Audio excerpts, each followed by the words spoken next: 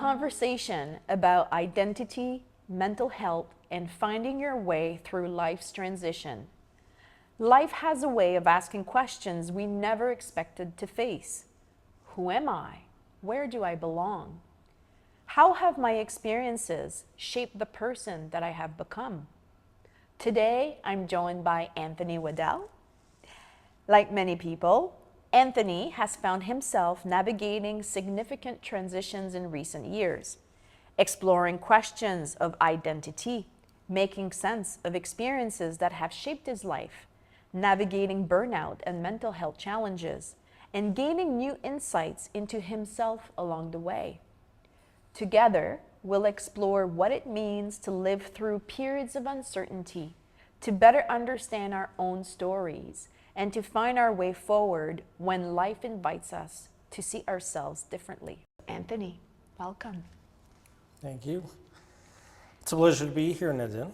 It's a pleasure to have you. Thank you so much.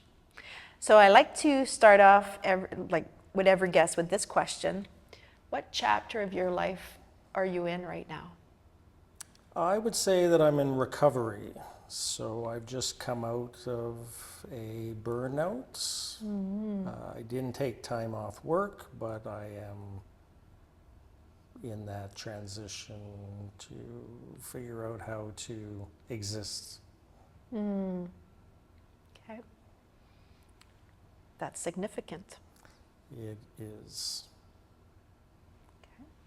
What feels most present for you in this season of life? I think it's just realizing that I can be who I am without having any being measured by others, I guess, would be the way to look at it. Whether it's work or friends or other organizations that I volunteer with. So for me, it's trying to be present, not to run your question back on you, but it is, for me, it's staying in the moment as much as possible so that I don't get, I don't go backwards into the past or try and anticipate and control the future, which I know I can't. Right, right. What experiences, transitions, or experiences have shaped the person that's sitting across from me today? Well, that's a loaded question. Feel free. I know it's a big one. I think I did have a troubled childhood. I'm a survivor of abuse, and I've been bullied. I dropped out of high school, and then I went back to high school. So it's sort of, I think all of those, although they were traumatic and they shaped defense mechanisms that I created to get through those, they are who I am today. So a lot of my reasons for where I went with my career and what organizations I volunteer with is a byproduct of having gone through the different challenges. Okay.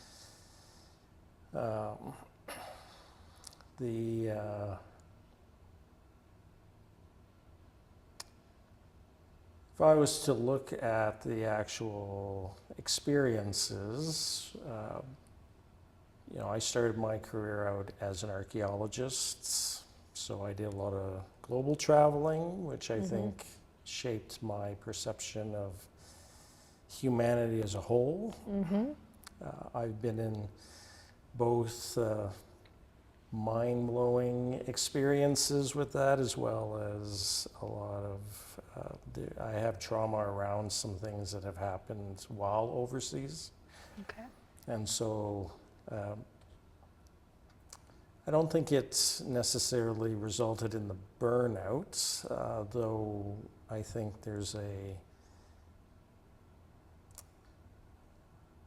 least for me, I was taught that you needed to work hard to make it in life, and so I took that to the extreme. I worked 60 hours a week. When I switched out of archaeology into the executive side, it was sort of to prove myself that I could be on the business side, and so I think a lot of that creates an identity that you then try and match yourself with everything that you're experiencing. Mm-hmm. And talking about those expectations that you mentioned earlier, right? And this transition or this chapter of your life, and you mentioned, Yes. you alluded to that, so I see the connection. Yeah. Okay. So when you look back on your life, right, what experiences have shaped you the most profoundly?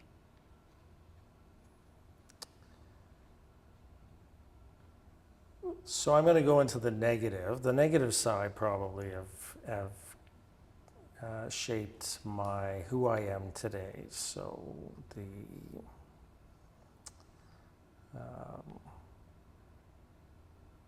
the bullying in school, although it was a challenging time, and I also have dyslexia, which I didn't determine what that was until university. So all of those situations, it gave me a perspective that life's not fair, right? So having realizing that you need to be okay with yourself is, so although I started with all the negative, today I can say that by staying in the moment and being present, that you then live for yourself rather than for others. Well, if I go back and my childhood was trying to appease relatives and figures that were not always nice, and same with friends through high school and things like that, or even as you go through your career or university, it's sort of the exterior. You've created an identity that really is not truly you. It's somebody's image of what you think you should be, and in fact it's not. So thank you for sharing. Were there moments that changed the way you saw yourself or the world around you? yes, I took a 10-day silent retreat in 2012, which actually for me was pivotal because it forced me, A, to disconnect, and B, it allowed me to just be mindful of me. And it was 16 hours a day of watching your breath, no phones, no nothing. So it for me that was unique, and I think it put me on a different course. Within the year, I quit my executive job, went through a divorce, and moved to Moncton. So That's a lot. that is a lot to come from Ontario to Moncton. So, Yeah. Yeah. but for me, it was a change to at least start a new chapter. Okay. That's good. And enabled that. Here you are. Yeah. Okay. What were you carrying that no one else could see? And I'm guided by changing this right now by what are you carrying that no one is seeing? Well, most people don't know that I have mental health challenges, right? All they see is this guy who can do everything.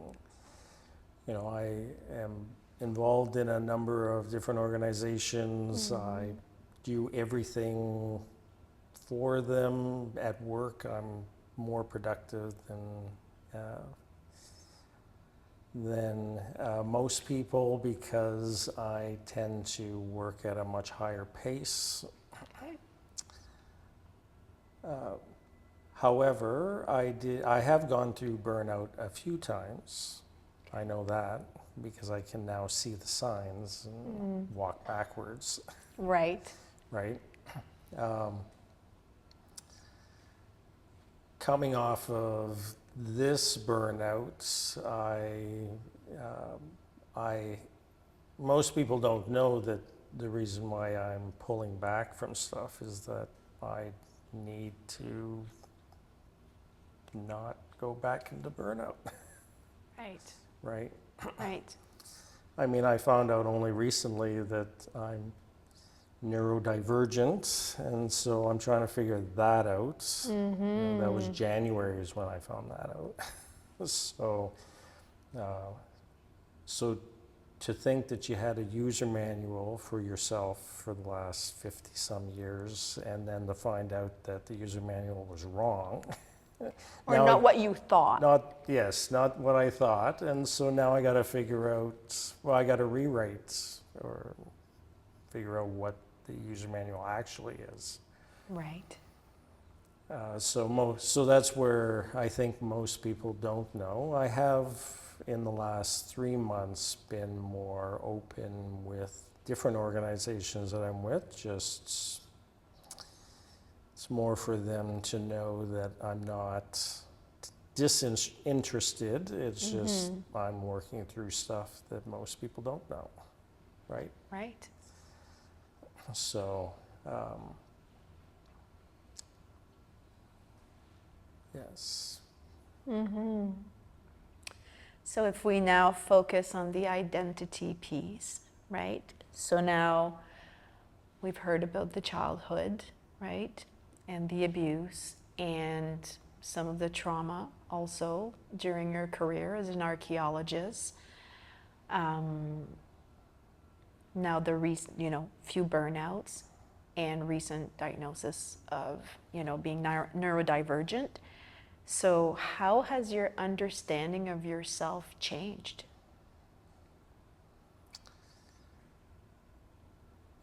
I think I think realizing that I am still human, and that sounds like a silly statement. However, I think we get into a rhythm in life where life is short, and so you try and do everything, but in fact you can't do everything.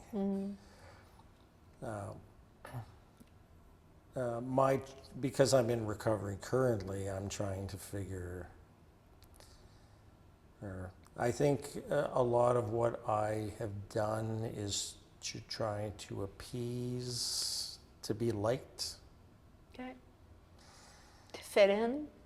Pardon me? To fit in? To fit in, yes. Yeah. And so to just do something because it makes me happy is something that I haven't really looked at. Okay. except coming off of this recovery, like going through this recovery right now. Okay. But a lot of it is self-discovery or being in uncomfortable situations or whatever. Right. Not to pinpoint this one, but Hint, nudge, nudge, yeah. not judge. Right. So, and I think it is Men's Mental Health Month, right? Yes. Yes. I think men, from even preparing for this, it's vulnerable to indicate that after 50, you're somehow not whole from the perspective of having gone through a burnout or getting counseling. To still have that challenge and not have it figured out, because you're supposed to grow wiser as you grow older, but I would say that there are still things that in the human mind that you may still need to go see someone. 100%. So let me ask you, what happens when new information challenges the way or the story we've always believed about ourselves?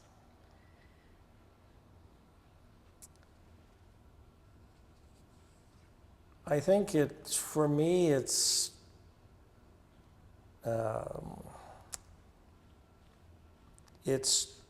trying to figure out if it's if it's accurate Okay. on who I am. The story, The story. is the story accurate? Is the story accurate, and is the new way of seeing self? Because I assume that's what you're asking. Yeah, well, in thinking, you just shared about recent information, such as in January, learning that you're neurodivergent, right? In past 50s. We're not going to divulge age. I'm trying Exact not to age. divulge. Yeah, we're just going.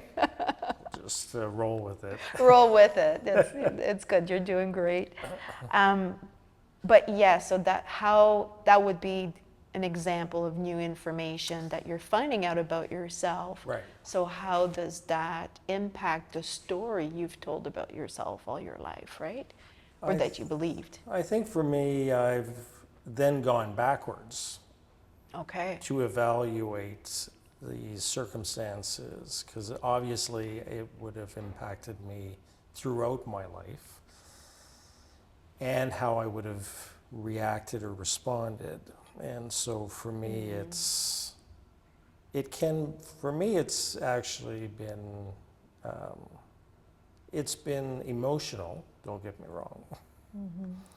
Emotional in that I wish I had known earlier in life, though I also know that there's stigma around that earlier in life, and so it's probably good that it didn't come out.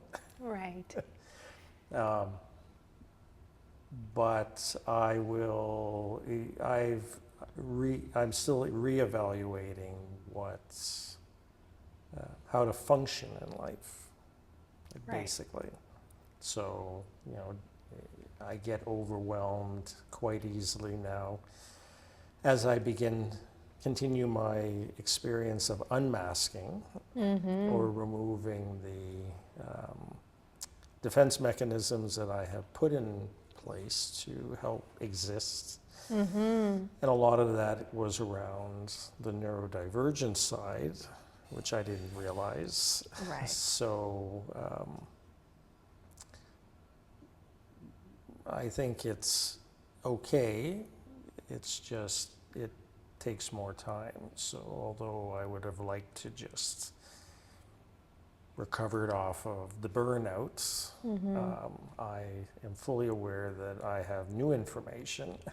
Right. And it's probably going to take me a little bit longer to figure that piece out, because there's still moments where I think I got it figured out, and then things go sideways, or what I thought was the way to do it, I can't respond, or I get overwhelmed easily now, so it's sort Right. of, I think going back to if it was better not to know, it would have been easier, but then I would like to find my authentic self and live from authenticity rather than the story that I created in university, or what degree I hold, or what I can do in life, or whatever the case is, right?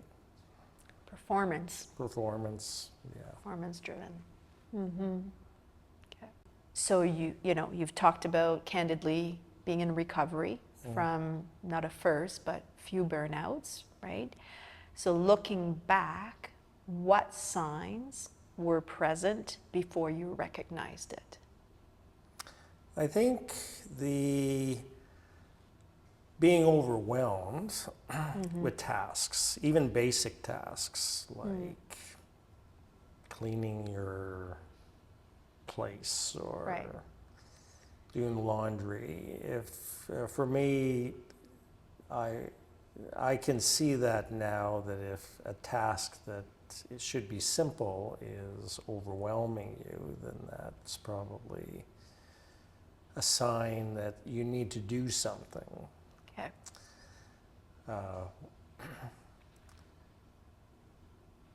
Being unhappy at things that were happy before, whether it's work or whatever. Yeah.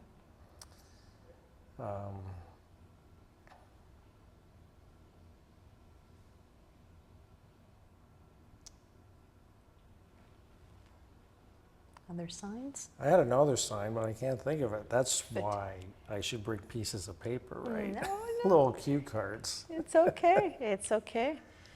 Yeah, some talk about fatigue, brain fog, that kind of stuff, if that applied to you.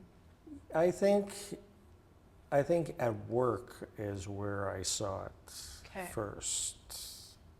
Or becoming frustrated in simple tasks, or it taking hours to compose an email, Right. or something along those lines, or not being happy where you are. Right. I think those are things. I think those are indicators that you're overloaded with whatever. But I don't think it's work alone. I think it's a combination of life that you just can't continue on that pace. Right.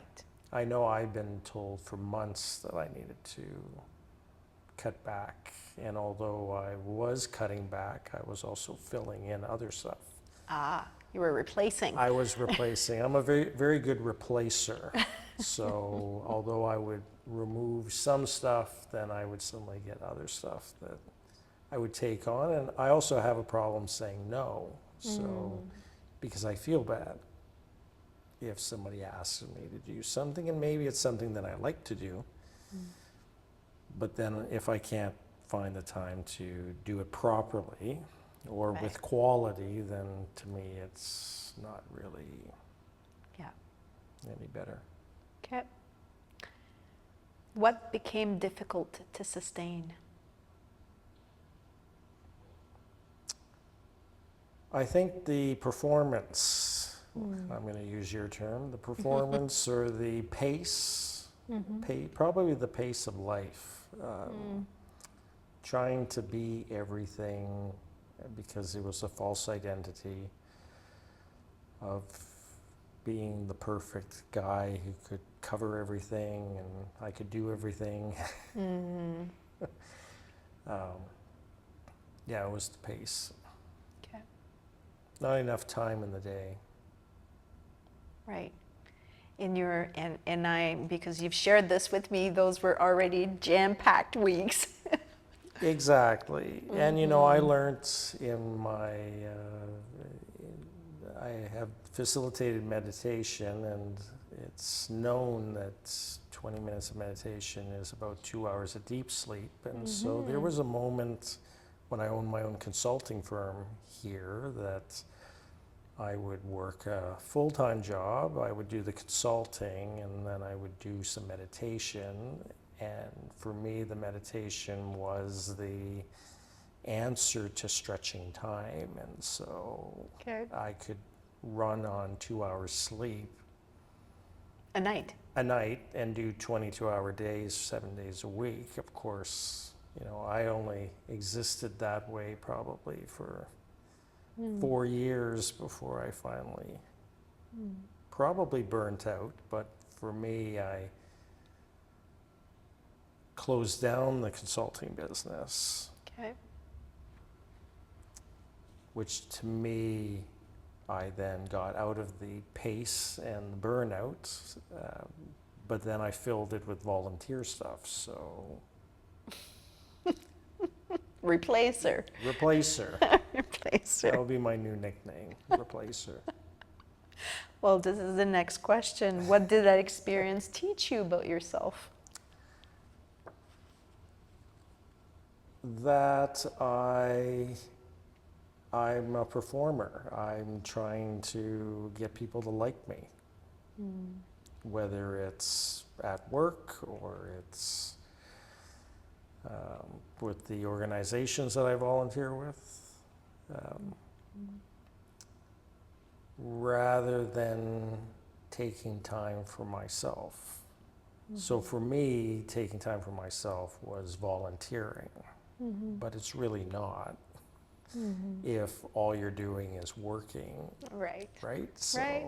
Still performing. still performing. So I think Yeah. for what I learned off that, and if you talk to anyone that I know deeply, they know that I'm not there yet. But I'm trying to build in time out for me. So even the last 4 weeks, I've committed to stuff and then I've pulled back without giving an excuse, which is huge for me. I was going to ask you, how does that feel? It feels like I'm being deceitful because I'm putting myself first over the organization, which is really, from an intellectual standpoint, it's not right. Right. And I get that. It's just, it's difficult to not be who I was, right? Right. Because it is lonely. Because you're just with yourself, right? Right. So it's sort of being okay with that, which is where I still am struggling.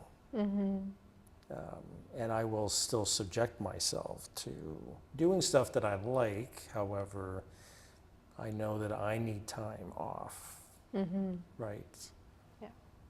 Like I've learned recently, I can't go from work into a volunteer meeting because I just don't have the bandwidth.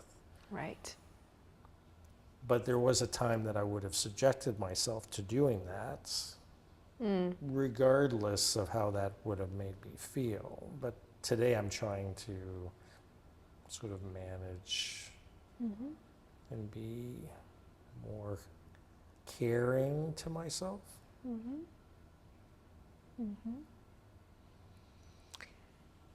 I want to ask you, this is off script, okay? So feel free to answer, not just going by my intuition again.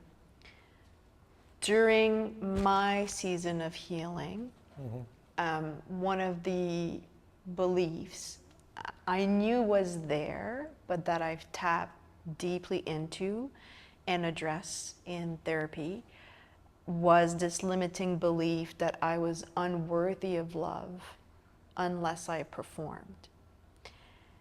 And that came from intergenerational trauma. So my whole identity for my life, a big part of it, has been in performance. So I understand that very well. And just being, and having people who show up for me, like you see today, just because they like me, Nadine, I still struggle with that, right? Because it's new, but I've learned how to receive love. I was good at giving love. I wasn't good at receiving. Right. So, wondering how that resonates with you. I would agree. I think it has to do with the receiving. I know I'm good at giving. Yes. Not just in the performance. Well, I guess it would still be performance. I'm trying to back out of the performance thing, but it's not working. Yes. Probably, I mean, as I mentioned, I do come from a challenging childhood. So the looking for love or finding what that love benchmark is probably where it becomes challenging for me. Okay. And probably the same today. I would think that, I mean, my dad's father was, or my dad was adopted, so it's sort of that, if you go back to the intergenerational trauma, this, last year I started looking at my ancestry because I never really had a close relative network. And I knew that he was adopted and he passed when I was 7. And so it was sort of a opportunity to see, to try and understand that side. But it's, but during that I've actually realized through reports of his foster care experience that he went through a very difficult time. And so I can understand he probably felt unloved or had trouble receiving love. And so, when we go into where I am today, on trying to perform, to be loved by people, it's still challenging. For sure. I get that. Thank you. If we go into sense making, okay, of ourselves. So sometimes we spend years trying to understand experiences that never quite seem to fit together. Has there been moments where things suddenly made more sense? This could sound bad, but I'm going to go down this road anyways. When I divorced, Hey? because for me it was the opportunity to reset. Okay. It was 18 years of my life, and I knew that it wasn't really where I had wanted to be. But I figured that I would never find someone to love me, and so when I took the way out to get married, at an early age, and sort of probably shouldn't have, but it took me 18 years to get the courage to end the relationship. But for me, it was a restart that I could. Right. And it was at a time when I was re-examining my spirituality. Okay. And I quit my executive job and thought I would go to volunteer with Doctors Without Borders and sort of be a humanitarian for the next chapter of my life. Right. And so it didn't work out that way, but I think for me it was a reset and some clarity on where I had been performing. So I was working 70 hours a week. Okay. There was nothing outside of work. My identity was work. So when I ended the marriage, I ended my career, I moved to Moncton. Right. From Toronto. I probably went through burnout, but I was sort of just trying to re-examine how to not go back into becoming the workaholic. Right. Because that's where I came from, right? Right. But then I ran back into it because I wasn't looking at the reason why, which goes back to what we were just talking about with the receiving love. Yeah. I think I was still trying to give it.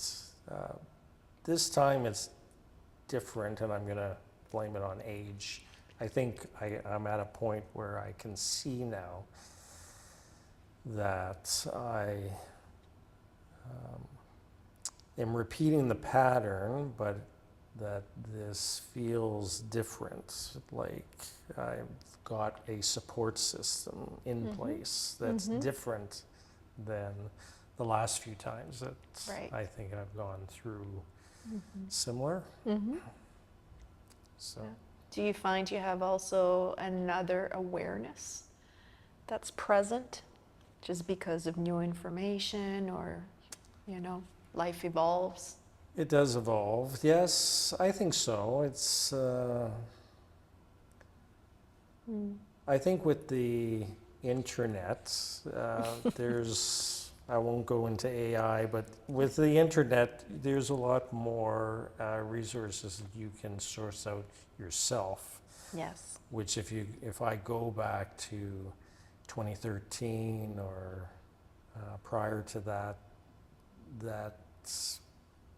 wasn't there unless you were seeing someone. So even though today I am seeing someone and I'm doing a lot of extra activities to try and help me manage, it is different, and it's probably an awareness maybe from going through those other. Yeah.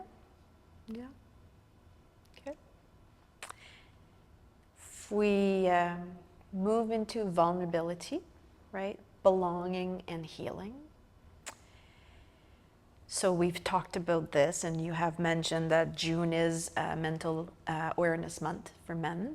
And many people, I think, struggle to talk openly about, what their experience is, what they're going through. What role has vulnerability played in your journey?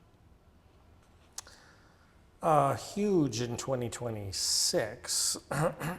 So I'm with an organization where I am the equivalent of a president, and February I decided that I was going to be vulnerable and disclose that although I might seem functional on the surface, that I am on the neurodiverse side, and that I do have dyslexia, and that there are things that may appear like they are easy to do, but I can't necessarily do it at the same pace. It might take me longer, and usually does. I think before this year, I would have been afraid to disclose anything. I certainly wouldn't be doing a podcast or a video one for that matter. Mostly because I would have been worried if it came out right, and what the fallback, or not fallback, but what it would be, the blowback from disclosing neurodiversity,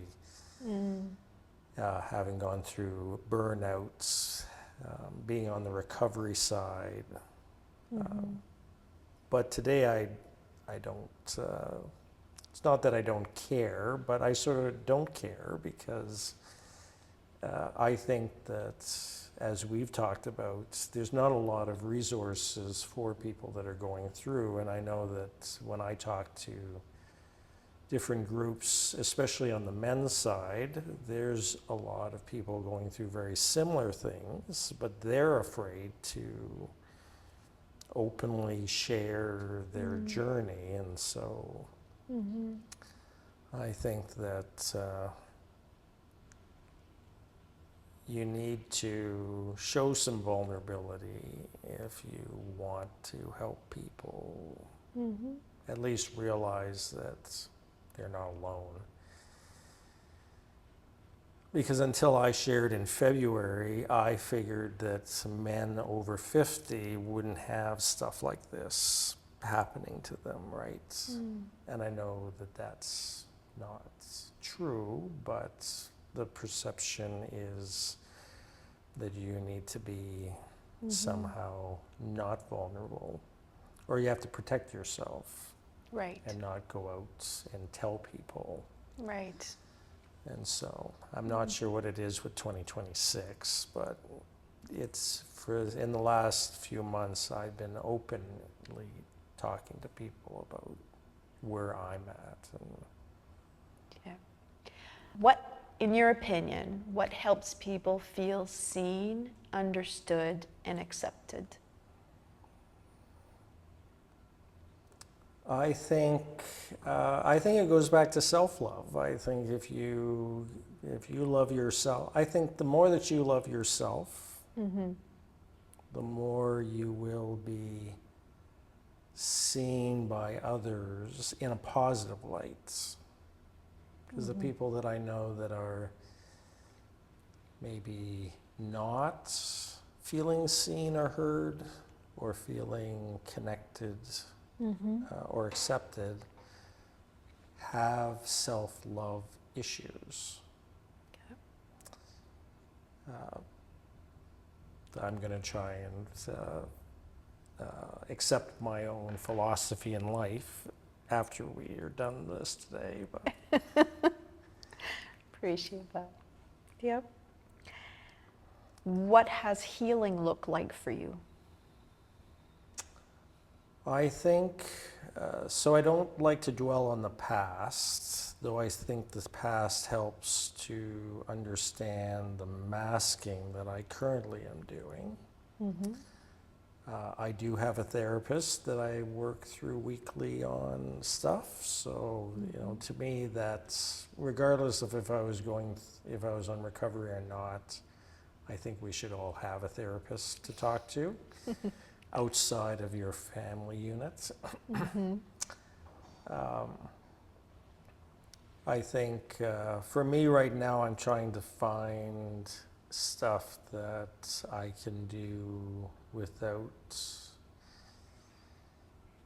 a group setting. So whether that's, I'm exploring some things that I used to do as a child, maybe redoing or doing it as an adult, or I've picked up, I used to write poetry.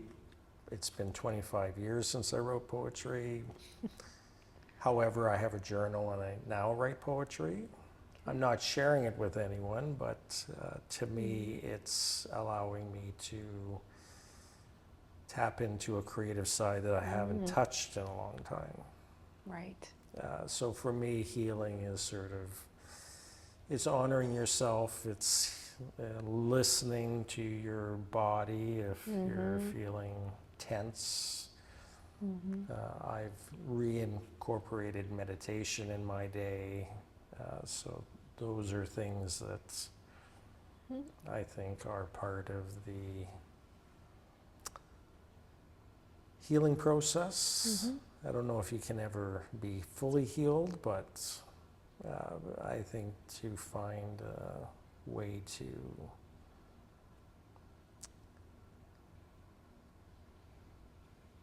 deal with what you're experiencing is the key. So Yeah. I think we just change our relationship with could be the that trauma. too. Yeah. Yes, I would agree there. That's, you know, if it does hold an identity at some point, and then if you can sort of have a, you know, talking about my abuse as a child is something recently, because I would have never disclosed that to anyone, but I think it's part of my story, and it's part of the reason why I have masks that have turned into defense mechanisms today that I'm now pulling back on, and then you know, that's all in the healing process, right? Yeah. Yeah. And you know, as a survivor of sexual assault, I can say that the burden that is inflicted on the victim, which is the shame associated with it, also, I think, fuels all of that, right? So you inherit a heavy burden of shame that was never yours to begin with. Yeah. So, Anthony, what gives you hope? I think the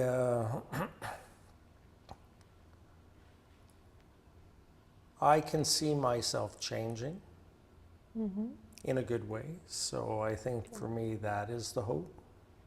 At the end of the day, if I can get to a point where I don't feel guilty to do something, or that I'm trying to perform for the love of an organization or friends, that they see me for who I am. And if they can't, then maybe I need new friends or new organizations. So I think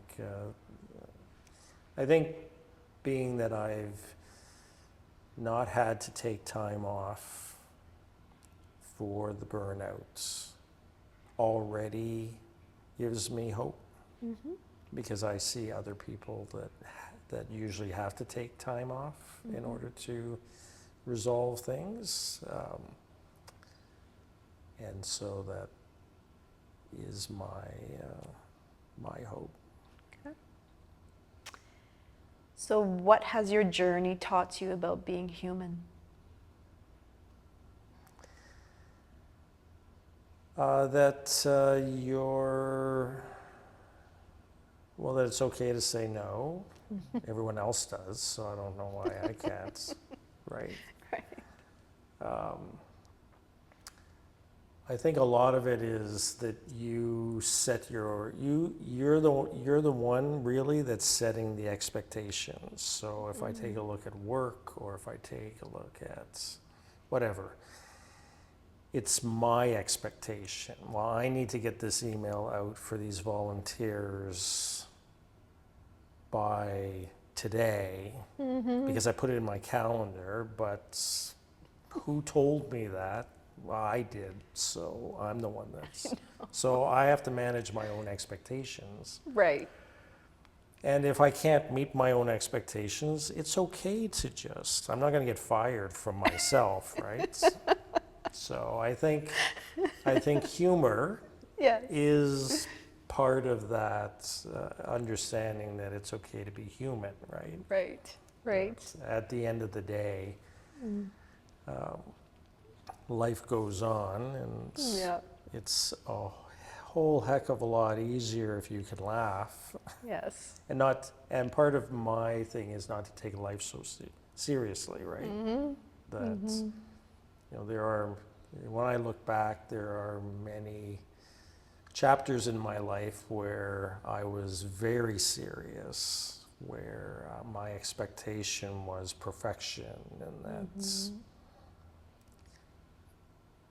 but to me, that's not living, that's not healthy. So I think today, my viewpoint on life is to enjoy it while you have it, and if you can do it while enjoying the people that are around you and yourself, then I think that is the key at the end of the day. Yeah. Well said. If someone listening right now is navigating their own season of uncertainty or self-discovery, what would you want them to know? I would say that you're not alone.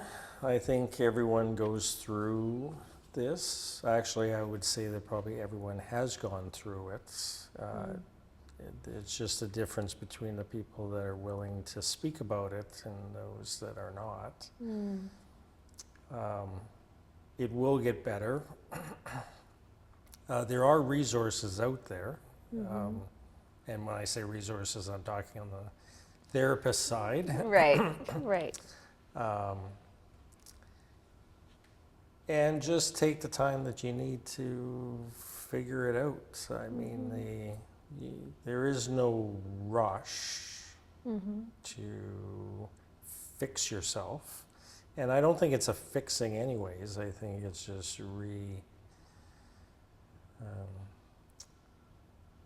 revealing your it goes back to authenticity again. If you can take the time that you need, and if it requires you to take time off, then take the time off. If it's changing the job, I mean, again,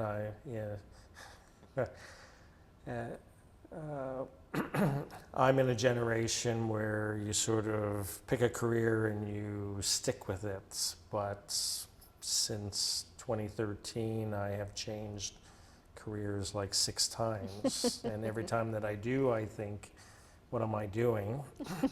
I'm not playing by the book. Right. But there is no book. You're setting yourself up, and if you need to change, then make the change. Absolutely.